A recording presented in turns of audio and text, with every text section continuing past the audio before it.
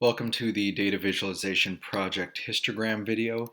In this video, I'll show you how to make a histogram visualization.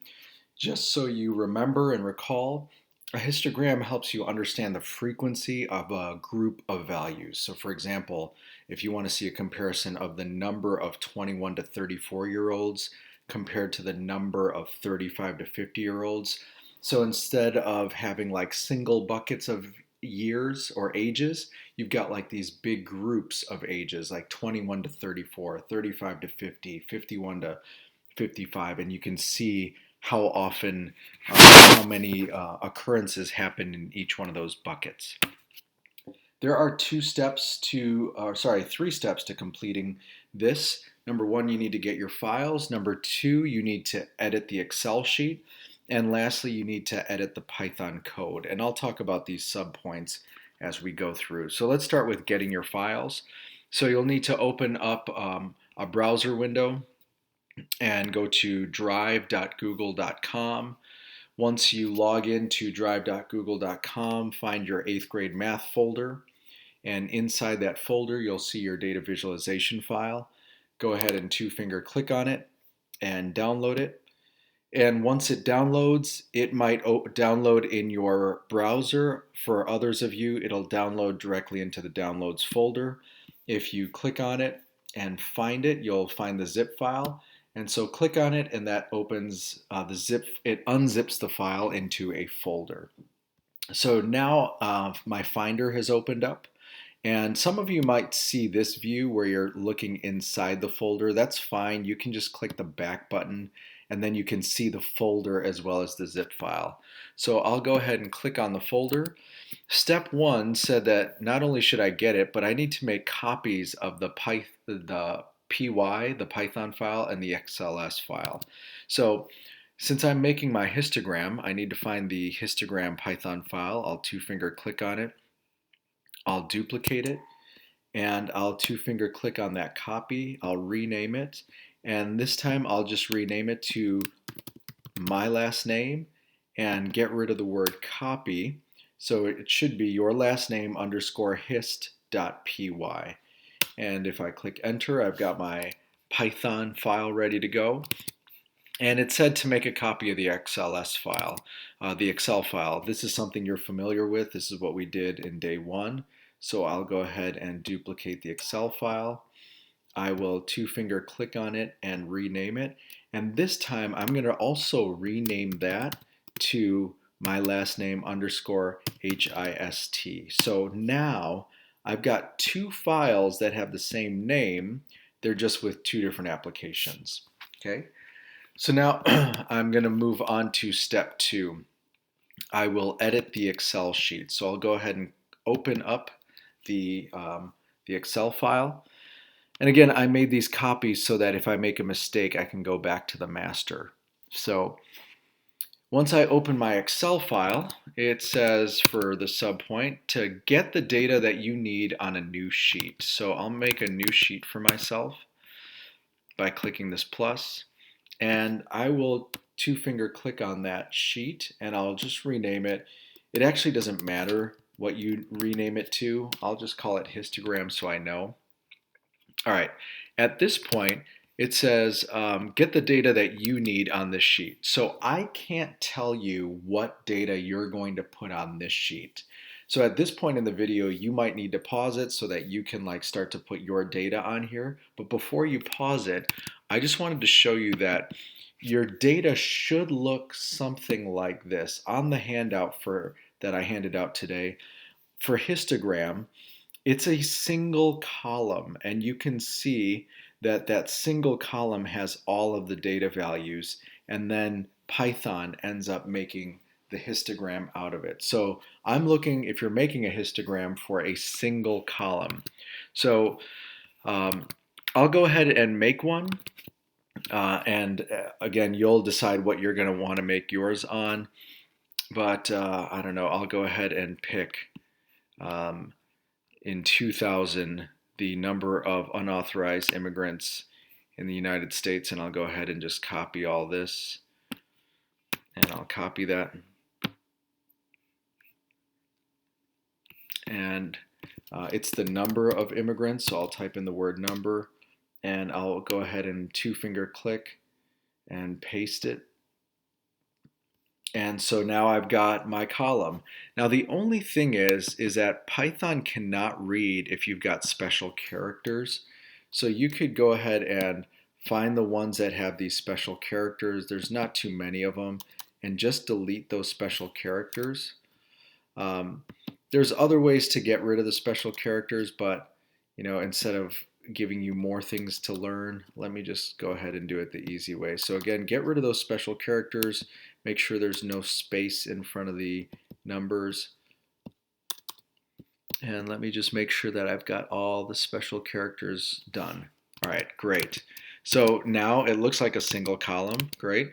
Now when I go back here, it says delete all the other sheets. Well, that's something that you're used to, because in our practice with Excel problems, every time I would ask you to delete unnecessary sheets.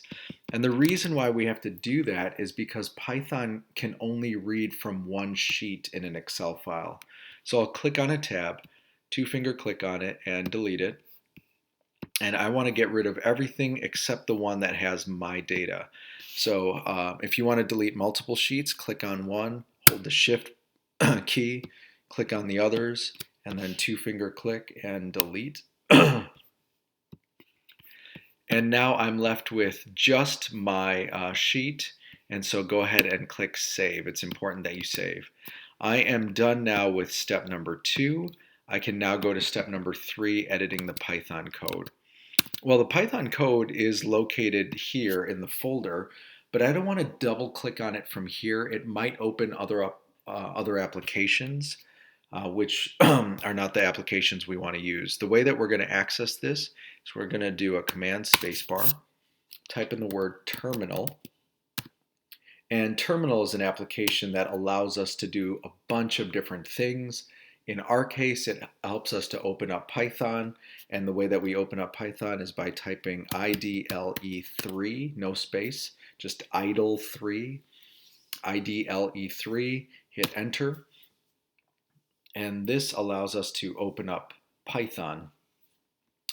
What I'll need to do is find that Python file, so I'll click File, Open, and I need to find the histogram file. So it opens me up here.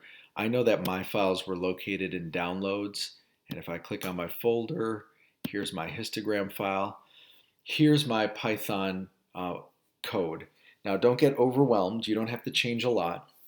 Basically anything you see in red is just some information to you. You need to pay attention to anything that says your job. That's stuff that you specifically need to do. But otherwise, it's just information for you. So it says your job. Click File, save as last name underscore hist. I already did that, so I don't need to do that. I'm already done. Make sure you've changed the file name before you do any work below. Okay, done.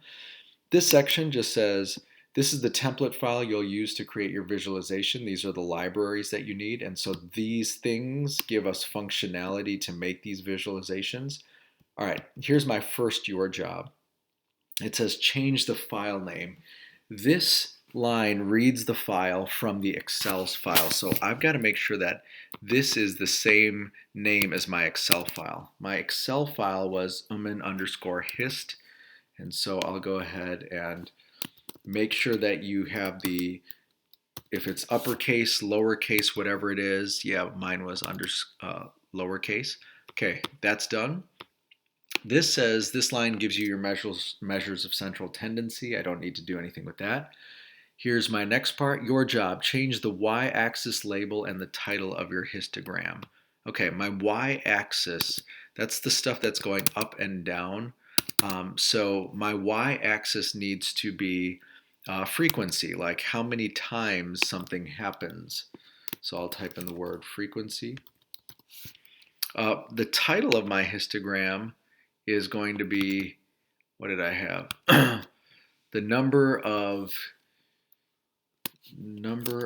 U.S. states and population of unauthorized immigrants in, what year was that I took it from? I think it was 2015. If not, oh well. Again, you're going to have to come up with your own label or your own title. And then my x-axis label, that was going left to right, is just the number of unauthorized immigrants. Okay, right here it says these lines create a histogram and then show it. Your job, change the column names to match the column headings in your Excel file. So column 1 name, what's my column 1 name? It's called number.